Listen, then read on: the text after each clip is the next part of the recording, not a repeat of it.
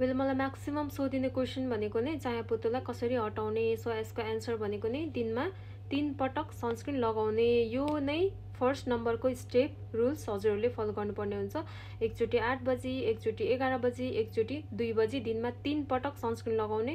Sunscreen लगाउँदाखेरि जहिले पनि मिनरल सनस्क्रिन लगाउने, केमिकल सनस्क्रिन कहिले पनि नलाउने।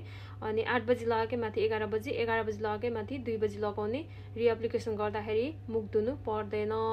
आफू जहाँ जाँदाखेरि पनि जहिले पनि आफ्नो ब्यागमा एउटा सनस्क्रिन बोकेर हिँड्ने।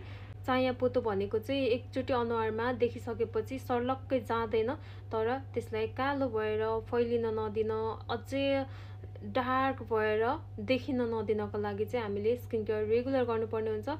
एकचोटि दुईचोटि स्किन केयर गरेर हुँदैन।